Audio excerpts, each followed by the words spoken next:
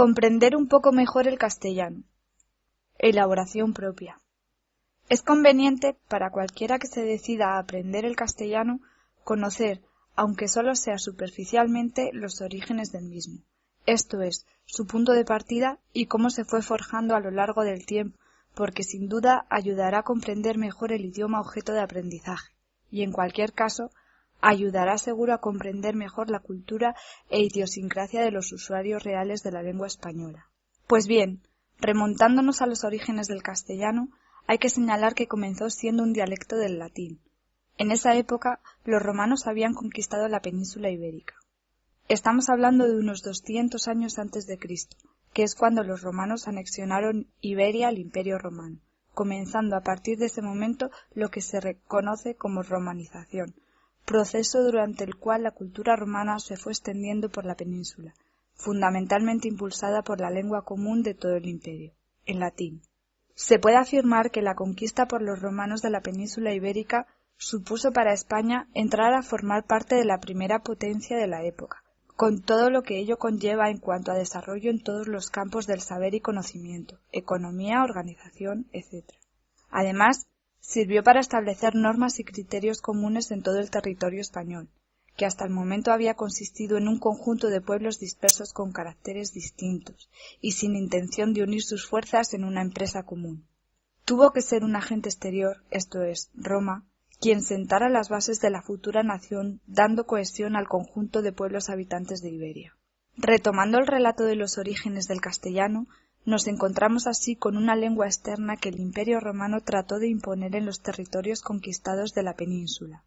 Cada pueblo, no obstante, habitante de Iberia, tenía su propia lengua de comunicación.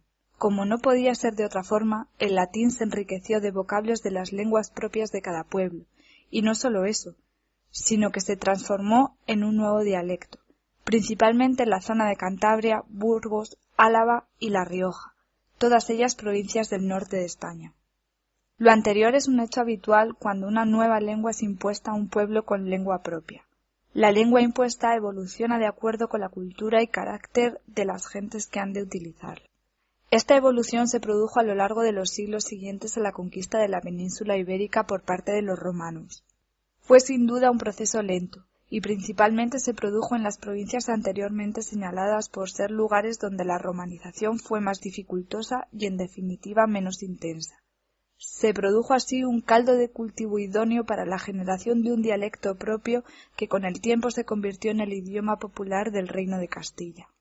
Así, el proceso de formación del dialecto castellano se acelera a partir del siglo VIII con la caída del Imperio Romano, y es en el Reino de Castilla, con el transcurrir de los siglos venideros, donde encuentra mayor auge. De ahí viene su nombre final, castellano, precisamente de la zona geográfica donde se desarrolló fundamentalmente. Los primeros escritos en este dialecto fueron realizados por unos monjes a finales del siglo X. Consistió en pequeñas anotaciones a escritos realizados en la lengua oficial, el latín, con objeto de aclarar el significado de ciertas palabras en la lengua realmente hablada por el pueblo, que no era otra que este castellano incipiente hablado por el pueblo. En un propósito eminentemente práctico, los monjes pensaron que era necesario hacer estas aclaraciones al margen del escrito formal, para que el pueblo comprendiera bien el significado del escrito. Dando un salto en el tiempo, encontramos otro hito importante en el siglo XV, la publicación de la primera gramática española o gramática castellana, en pleno periodo de unificación española tras la reconquista de la península ibérica de manos musulmanas. Es la gramática de Antonio de Nebrija, publicada en Salamanca, ciudad universitaria de gran significación en la época referida. Con el descubrimiento de América en 1492 por Cristóbal Colón, avalado por los reyes católicos, el castellano encuentra un nuevo lugar de expansión y fue la lengua exportada por los conquistadores españoles a través de todo el continente. El castellano no fue la única lengua que evolucionó del latín. Otros dialectos se formaron y actualmente constituyen lenguas también habladas en ciertas regiones de España, conviviendo con la lengua oficial del Estado que es el castellano. Tal es el caso del gallego, hablado fundamentalmente en la comunidad autónoma de Galicia, en el noroeste de España, y el catalán, hablado en Cataluña, al noreste de la península ibérica.